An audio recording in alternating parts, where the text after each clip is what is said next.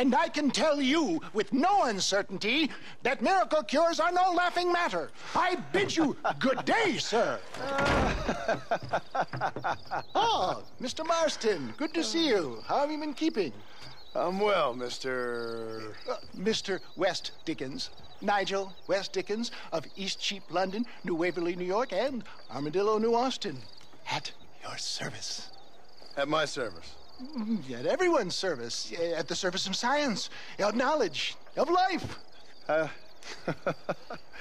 are your wounds? Much, much better. But then they would be. Would be... I know a cure for all ailments, Mr. Marston. Ah, I'm sure you do. And I'm sure for just $2 an ounce, I could live forever.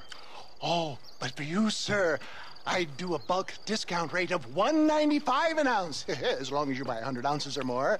That's a lot of immortality. Give it up, old man. That's Mr. West Dickens to you, boy. Give it up, old man.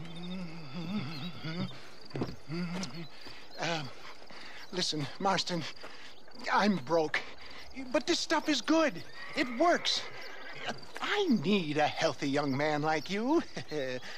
Come along, let's ride over to my newest customer at Ridgewood, and I'll explain while we go. Okay. Head for Ridgewood Farm, John, and hurry. There are people there in dire need of my tonic.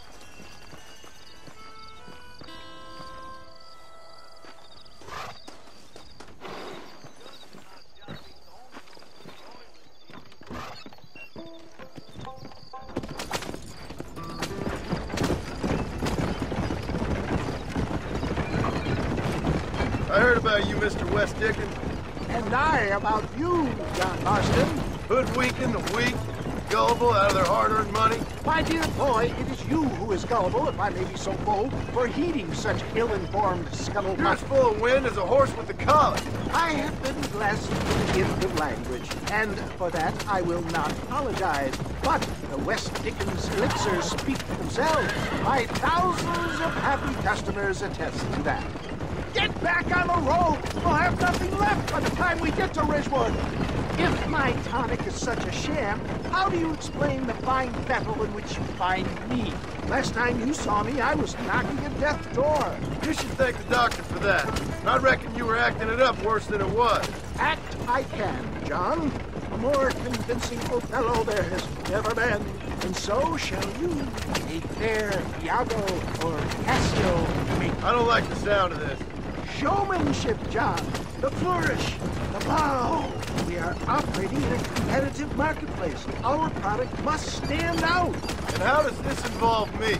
We're going to use your God-given talents to our advantage. I'm really starting to I'll regret drop this. you off at the outskirts of Ridgewood. That way, it won't look like we came together. Once I'm set up, saunter nonchalantly into the crowd that is sure to be forming. Eventually, I will call you up to try my tonic.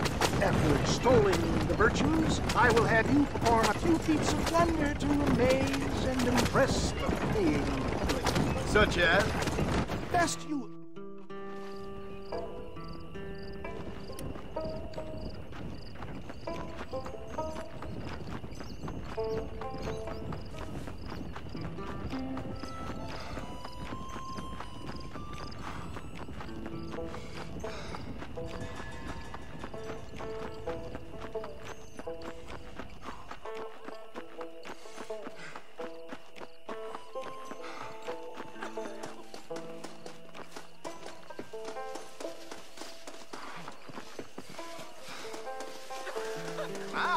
Friends, hard-working souls of Cholla Springs, gather round, gather round.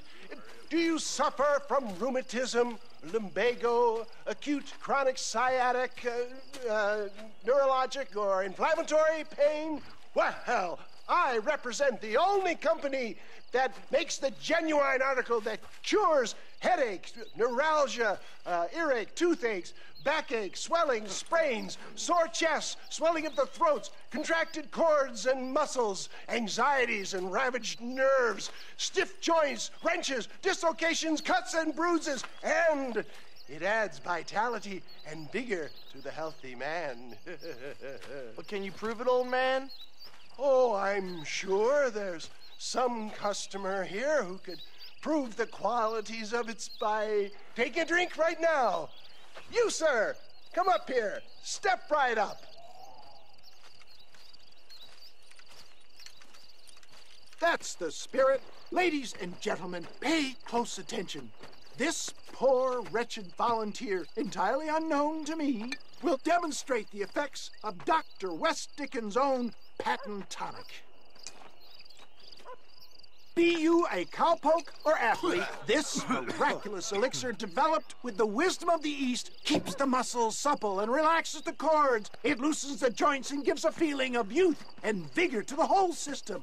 Not possible, I hear you say. Well, doubt no longer. Faith can move mountains, but I ask not for faith. I am a man of science, and today science will be vindicated.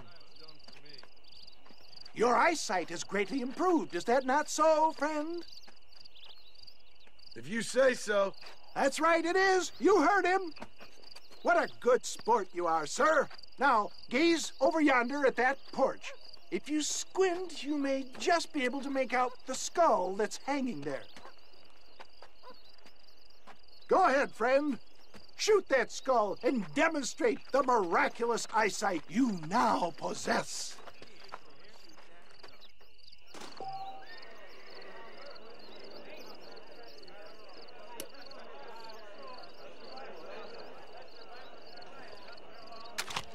Shoot it now, my friend, while the elixir is at its strongest.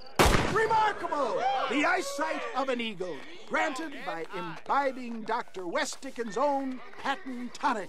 Anybody can make that shot. This man is a fraud. If your eye's so damn sharp, why don't you try shooting my hat out of the air? My friends, our test case has been challenged to shoot a gentleman's hat out of the sky above our heads.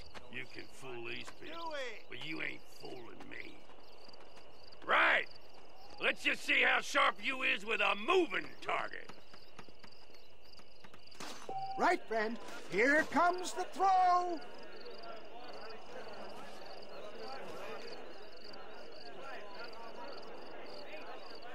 Don't forget to draw your weapons, sir. See? That tonic is... Have you ever seen such an eye? Behold the power of the elixir, plucked out of the sky. Hey! Hey! What? You think you can put a hole in a man's hat and just walk away, do you? Hey, it don't work like that around here, mister. Come on! Are you a man or not? A challenge of battle has been offered to our volunteer. Prepare for a display of Herculean brawn.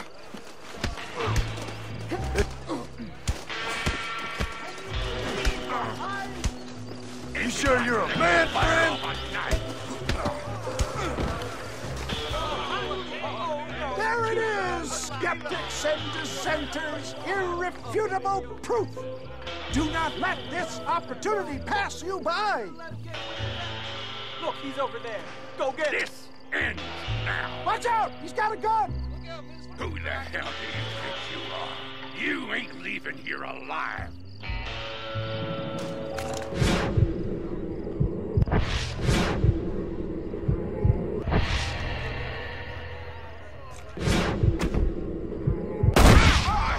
Marvelous shot, dear boy.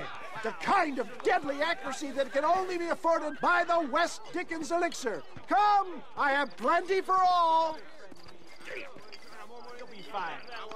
Get out of my way. Hey, where are you going? I want a bottle. Get me a bottle, please. One of them, right here. No harm in trying one bottle, I suppose. Well, I think that went kind of well, don't you? I'm just glad that my normal job involves either chasing after cattle or murderers.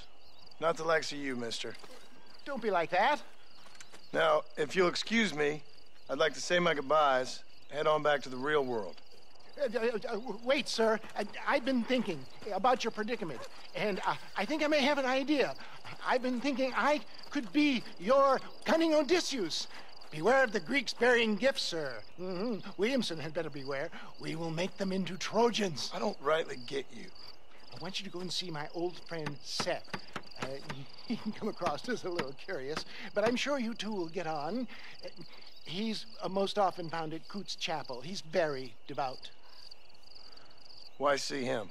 Because between him and me, we can get those gates to open for you, and you can walk right in, just like in Homer's great Trojan yarn!